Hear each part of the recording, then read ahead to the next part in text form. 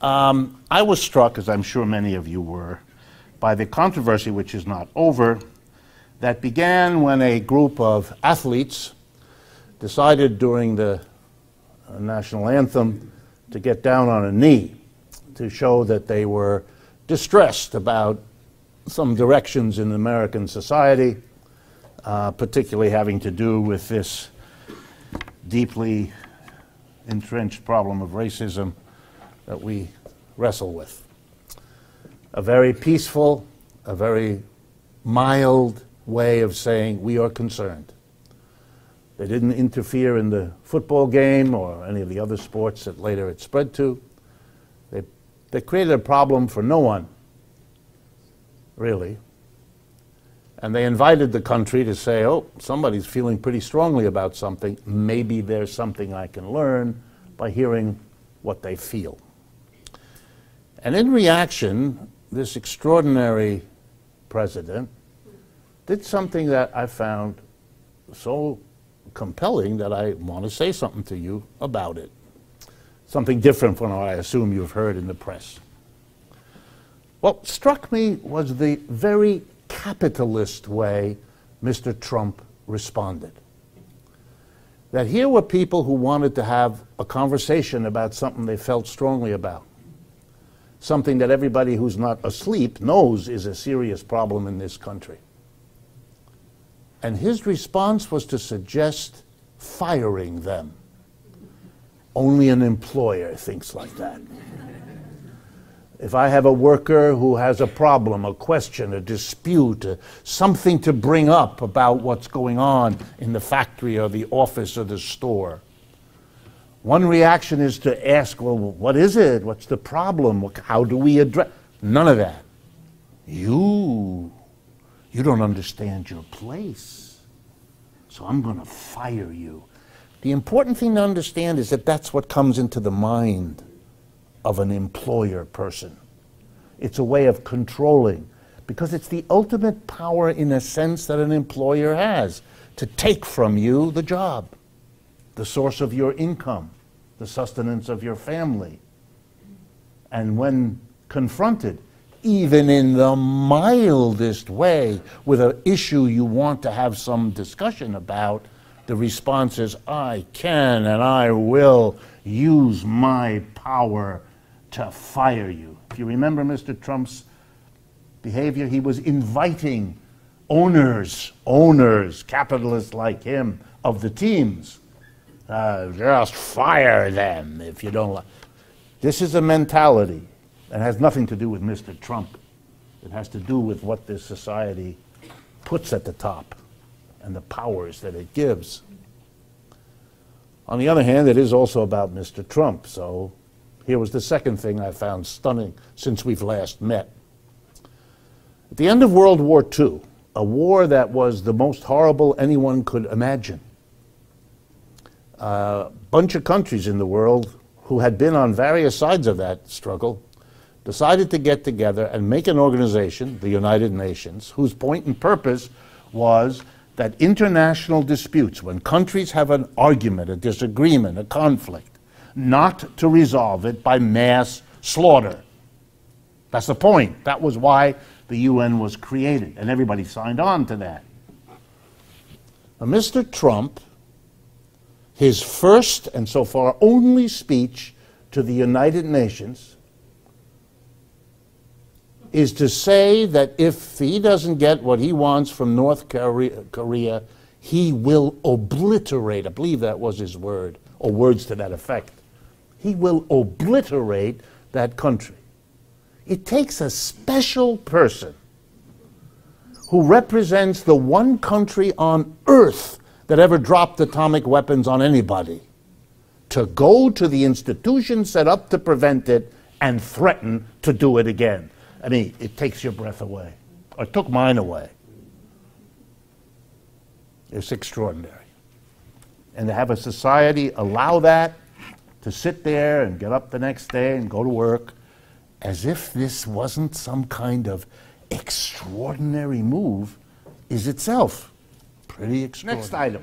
This was an item that came to me in an email from Japan, and asked me to look into something which I did not know about, and I'm a little bit embarrassed to tell you that, but it's true. And so I did. And it's about something called Karoshi. My apologies to Japanese folks if I am butchering the pronunciation of this word. K-A-R-O-S-H-I, at least in the English. Karoshi. It seems to mean something extremely close to overwork in Japanese. And here's the problem. In Japan, a growing number of people in recent years have died from overwork. One in particular, Miwa Sado, a 31-year-old young woman, died in 2013 from overwork. She was a reporter working on the state-run broadcasting outlet NHK in Japan. She had done 160 hours of overtime per month. That's double what 40 hours a week, 4 weeks, you get it? That's an 80-hour week, not a 40-hour week. And she died. She killed herself. I mean, not intentionally, but she died of the effort of the overwork. And the NHK broadcasting outfit, the state broadcaster, delayed a long time, admitting it all, but has now issued an apology. It is sorry. Then there was another case. This one was 24-year-old at an private company, advertising agency, Dentsu, D-E-N-T-S-U. Died after jumping off the roof of employee housing in 2015. Japan's labor ministry ruled that Matsuri Takahashi's death was from overwork, being required to work a number of hours that literally drove him to suicide. There was a trial. The employer was found guilty. And the Dentsu was ordered to pay a fine, 500,000 yen, which works out to $4,400. That was worth one dead Japanese worker. It's causing a major movement inside Japan of outrage at the vast number of people who are now basically being required to do overwork as a condition for keeping the job.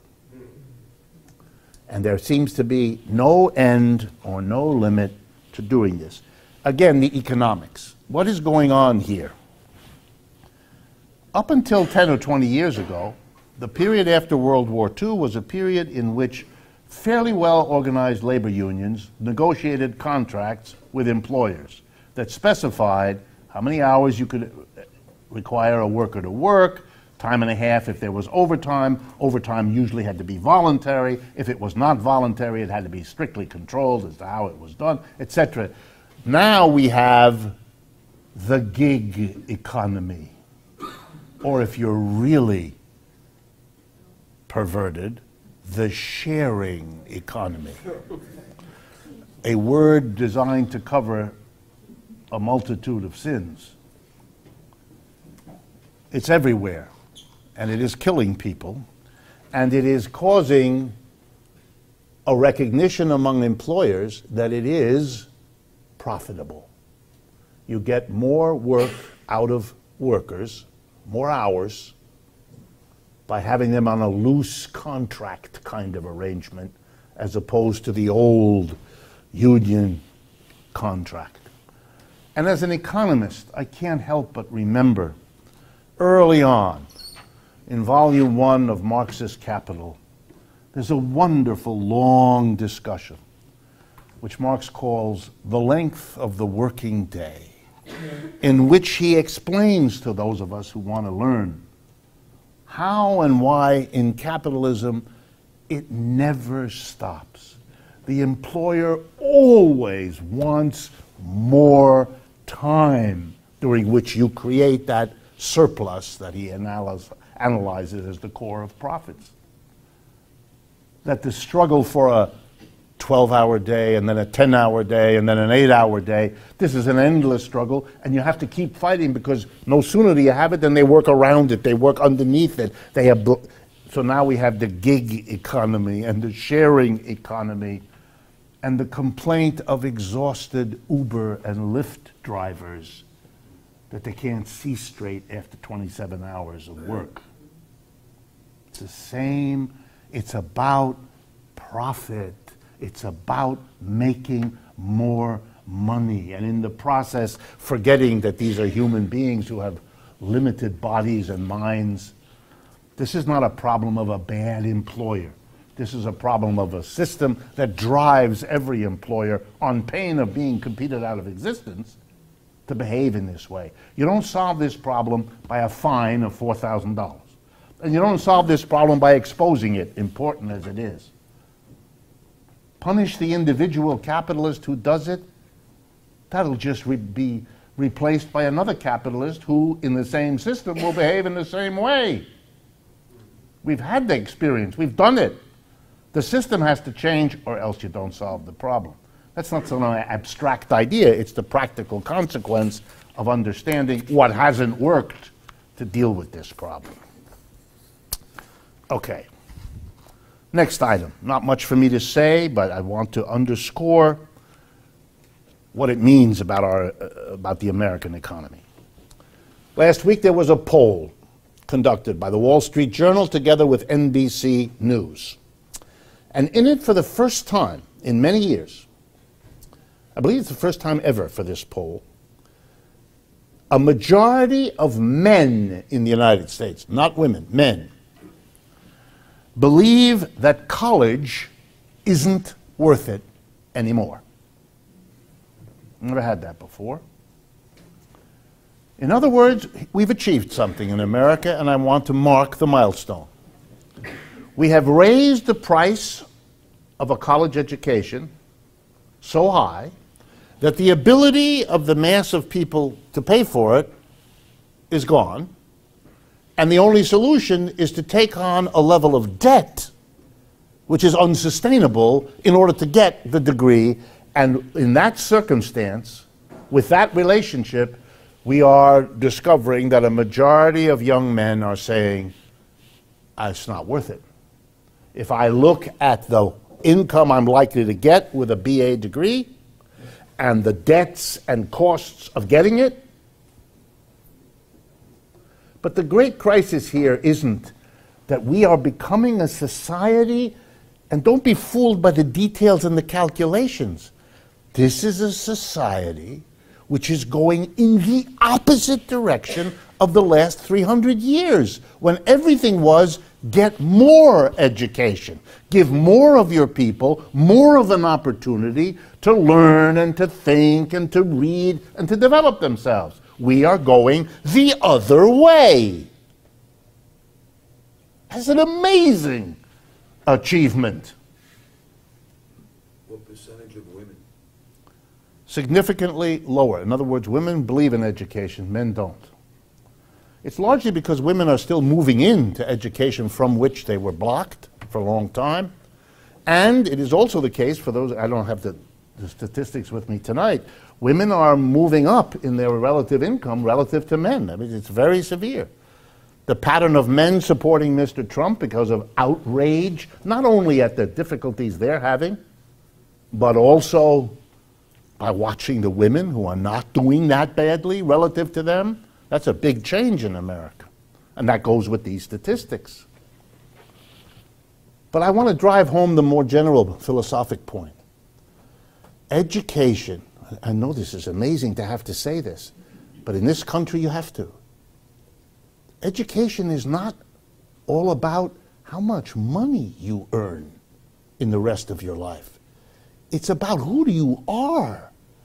What education, those 4 years in college, if you can get them, those are times when you literally figure out who you are. You discover you have interests, skills, passions you didn't know about, that couldn't be developed in the public school and in the family for all the complex reasons, except, of course, your family, which had no problems. But every other family, right? College, you go away, you're at a new age, you open up, you encounter people who inspire you in one way or another. You're going to take all that away? Learn that what the world has to offer? Not getting educated is like having a diet that consists in the morning of gruel, and in the midday, gruel, and in the evening, gruel with salt. This, after a number of months, is awful. It would be nice to give you just a short course in things like meat, or vegetables, or fruits, and you can understand, my goodness, what an experience one can have. That's what education is about. What poetry is, and what anthropology is, and what the history is out of which you come, and which will help you understand your own conflictual feelings because it's a history in you. Education is something we either give to one another in a society that we care about, or we don't. And this country is saying, don't. And like always in America, as we crush down part of our society, we arrange it in such a way that individuals make an individual choice to do this. That's what the poll is. See that? These individual men are choosing, see? And so it's just a matter of choice. It's nobody's fault. They're just choosing. And you wouldn't want to dictate to them. What? Of course you're dictating to them. That's why the price of tuition is what it is. That's dictated. And the cost of borrowing, that's dictated. And the job you're going to get or not get, and the income you're not going to get, that's all dictated. You're not free. At the end of the process, you have a little choice among the things you have no choice about at all. And you fetishize that choice. That's the way this system works. Because that way, the bad things that happen to you in the rest of your life, you will blame on you. And that's the only way this system survives. Because you do that. Okay, the next thing I want to do is I want to talk about a group of corporations. And I want to be upfront with you about why I'm doing it. We have really no choice, most of us, but to trust the corporations we depend on. When you get that drink out of the soda machine, what's in there, you trust it because you put it in your mouth and you swallow it, and there it goes into your chemistry. And ditto when you get in a car, and ditto when you sit down somewhere, and all of it. So I want to do a little bit of survey of where that trust leads. And I don't mind telling you, I hope you begin to question, maybe a bit more than you did. And I'm going to give you examples from all over the place, because I want you to see this as a global phenomenon. So I begin. Monarch Airlines. Any of you know what Monarch Airlines is? Good, not. It's a small British airline company, private company. On October 2nd, Monarch Airlines announced that it was bankrupt and that therefore it wasn't going to fly anymore, which was not good news for the 100,000 people who had bought and paid for tickets which were now valueless. Nor did it help the other 300,000 people who had bought tickets for future flights. Did people know that Monarch was in trouble? Yes. I'm sorry, you looking for a place to sit? Could someone raise their hand if you got a chair near you? And so, no, it's fine. There's lots of offers. There's chairs all over. Okay. Monarch Airlines, they knew they were in trouble. You don't go bankrupt overnight. You know, months and months of... But it's capitalism, and they didn't want to let people know that they were in trouble, because that might have led you or me to get a ticket on another airline, so we wouldn't get stuck like this. This is called, very important in business school, an example of capitalist efficiency. what I just described. They're taking care of the profits of that airline right to the day they announce you are not going anywhere with that airline ticket. Please recline on that plastic seat in that plastic airport forever. I'm going to give you several more examples. Trying to pick the ones. Okay, yes, here we go. My apologies for this particular example, but it's useful. There is something, I don't know exactly what this is, so I'm going to give you the words and don't explain it to me if you don't. A vaginal mesh implant. Clearly something you would probably want to avoid. This is produced by Johnson & Johnson, a major pharmaceutical company, and they got themselves into trouble when it turned out that this product could do a lot of damage down there, and that it wasn't a good idea, and that it was interesting because it was produced by the Ethicon. You can't make this stuff up. Ethicon, which is a unit of Johnson & Johnson. Ethicon makes this thing, and it turns out it wasn't as good as older products used for whatever the issue is that you could have.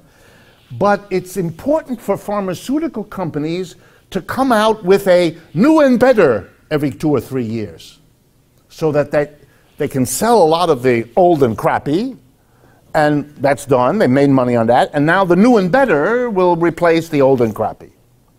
So the new and better was this thing which turned out to be new, but not better, worse. And they got themselves into real trouble when a woman who suffered from this went to court, sued them, and was awarded $57 million. Okay? In the course of the trial, it came out that there are, I just want you to know, emails years earlier when scientists and others inside the company were worried about the fact that there were complaints, and it turned out it wasn't better than the old things that they had sold. What do you do with these stories? I don't know. But pretending that they're not there, I'm not going to do that. I'm going to subject you to these and a few more. The Two Sisters Food Group. You probably never heard that unless you're British. It's the largest supplier of supermarket chicken in Great Britain. And because of the Guardian newspaper, a good newspaper in England, they were exposed on video for doing two things. One, picking up pieces of chicken that had fallen off the conveyor belt onto the floor and putting them back on the conveyor belt. That might not be so bad, but here's the one I like. Altering the kill dates on the chicken. In other words, that chicken in the supermarket is really aged chicken. And if you know something about chicken, aging does not do to chicken what it does to wine. Washington State has sued pharmaceutical companies, Purdue Pharma, Johnson & Johnson, Teva Pharmaceuticals, Endo International, and Allergan. I want you all to know them. For misadvertising OxyContin.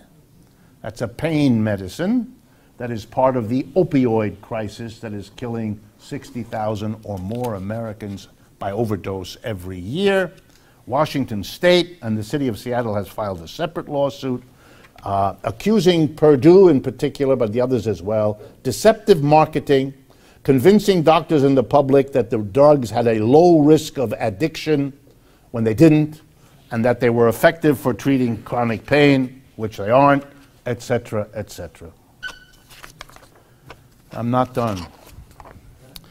Kobe Steel, a Japanese corporation, one of the biggest producers of steel, admitted over the last 2 or 3 days, this is a news story, that it had falsified data about the aluminum and the copper that it has sold around the world to many American companies that use that to produce automobiles and appliances, where it can be very dangerous if the tensile strength of the metal isn't what you claim it to be. Japan is having a rough year, or maybe more accurate, a rough X years. I'm just going to give you a short list. Last week, Nissan Motors, not a small company in Japan, admitted to falsifying data that required them to recall 1.2 million Nissan vehicles.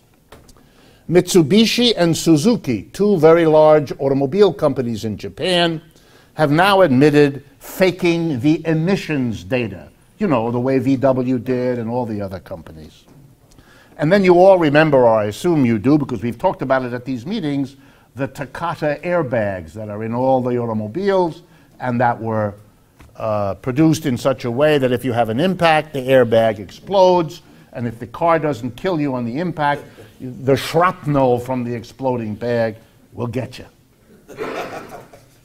And in each case, strong evidence, we don't want to prejudge the trial, strong evidence that they knew, and for a long period of time, they knew and they hid it. And that's to make more money, which they are driven to do. Then there is Edward Lampert of the ESL hedge fund. I don't know if any of you know Eddie Lampert. I'm playing, I don't know if his name is Edward. He's a former Goldman Sachs banker, don't cheer. And he is famous for leaving Goldman Sachs and purchasing, with some friends, a decrepit, dying dinosaur called Sears Roebuck Company. And shortly after that, he merged one dinosaur with another. Sears was merged with Kmart. Some of you grew up, as I did, with Kmart. This magical banker, with the expertise of the Goldman Sachs brand, took the stock from $170 a share to its current price of $8 a share. If you owned it, you wouldn't be here tonight because you would be drowning in your own tears for having got stuck. And he announced just this last week that he was closing all the remaining Sears stores in Canada, and that would mean 12,000 jobs in Canada are gone, just as there were hundreds of thousands of jobs lost in the United States as the Sears business was wound down. Wonderful phrases that they use. One man, for those of you that care about democracy, one man, Edward Lampert, with a few associates, was in a position to take two very big corporations, Sears, Kmart, wipe them out, destroying tens of thousands of jobs and the communities in which these stores existed and in which these jobs were held. And he's very wealthy, made a fortune in the process of doing all this. We permit this. One guy becomes a billionaire, and the rest we don't count. We're so excited about that billionaire. And I'm sure, I don't know, but I'm sure that some very important cultural events in New York will be supported by Edward Lampert and the ESL. And you will go to the opera and you will see that one of the donors on the second page, a big donor. We are seeing something around the world which I want to make sure everybody understands is a deeply economic event, although it's not handled that way. One of the things that happens when a class system, an economic system, disintegrates or begins to disintegrate, a process that can take a long time. But one of the signs of this kind of disintegration is when existing arrangements, social arrangements that have existed for a long time, become suddenly, or at least it appears to be suddenly, unbearable. untenable. You can't stand it, you have to break out. And one of the forms in social situations is when societies, which are always composed of different people, different groups that got together to make a country or a society, when suddenly they can't stand being part of what they were. It's almost a kind of psychological displacement in which, the classic example, you know, you're upset at your job and you come home and you kick the dog. The dog isn't your problem, and kicking him is not a solution. You're upset about other things, but you've displaced it. Well, when capitalism begins to collapse, and we can't stand the anxiety, the fear, the privation, we kick a dog. But what is the dog? The dog is, for lack of a better term, nationalism. We begin to be unbearably hostile to people we've been living with. The British, enraged about what was happening to them because of British capitalism, decided to separate from Europe. Interesting move. You are in Europe. This isn't going to be easy. Which, if you follow the news, it isn't being easy. It's destroyed the conservative government. It is now giving Jeremy Corbyn an opportunity to become the next Prime Minister of Great Britain in a way nobody thought possible until literally 3 months ago. You saw it, for those of you who paid attention, when the people in Scotland suddenly decided, UK? Who wants to be in the UK? I'm not interested. Now you're seeing it in Catalonia, as the Spanish government tries to repress the independence movement that has become very strong in Catalonia. Catalonia is the region of what we used to call Spain, around Barcelona, that area, and threatens to dissolve Spain. Mr. Macron in France, who must understand that very similar problems exist just below the surface in France,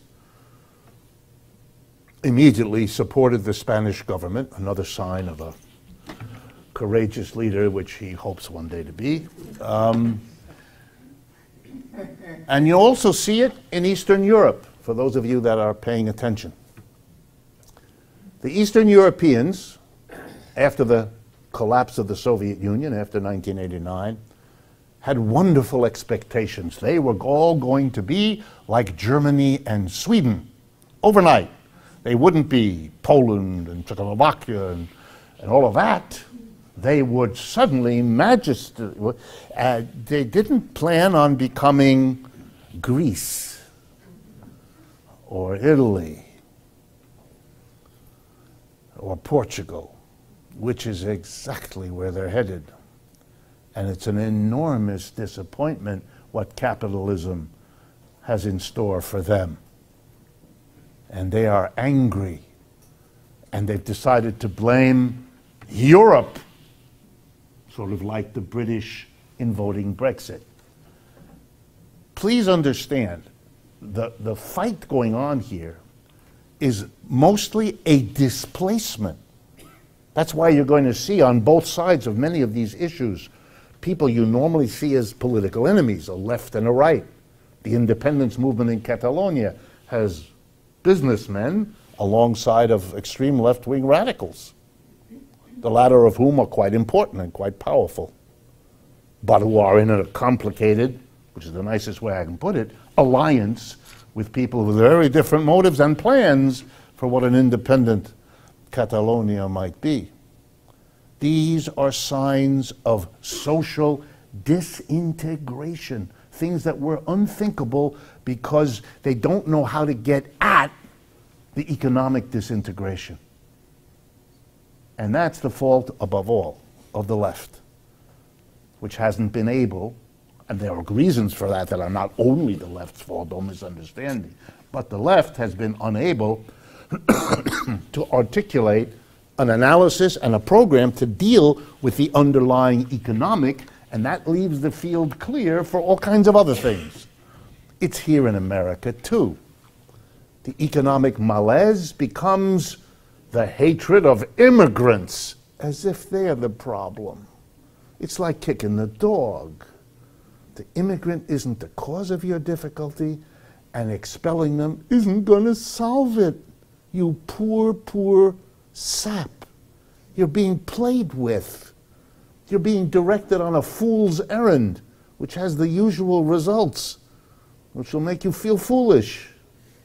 You are living, and we are, in a society that is spinning out of control.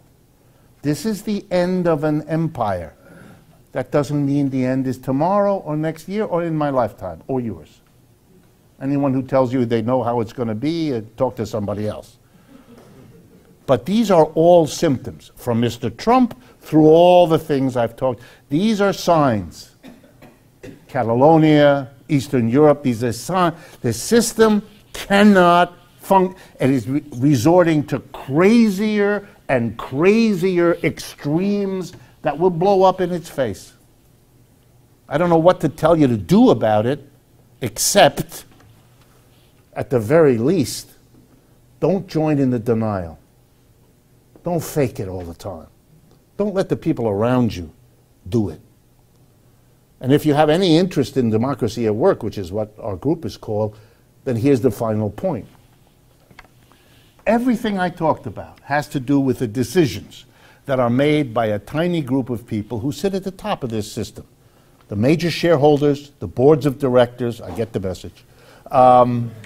We do have to close down because of the rules of the church and so on, and we're about to end. But everything has to do with decisions that are made in a particular way by a particular group of people. They're tiny in number. They're the boards of directors at the top of the corporations. They're not invisible, they're not abstract. And here's a way to solve the problem that has been understood now for 200 years. If you want an economic system to serve the people, you got to put the people in charge. And what that means is not a handful who make profits, but everybody. You have to run every business as a collective, communal, democratic association of the people who work and the people who are served, the consumers. Put them together. Council of Consumers, a Council of Workers, a cooperative effort. It's been understood for a long time. It's now becoming the only way out of a system that is spinning into craziness and threatens to take all of us with it. Thank you very much.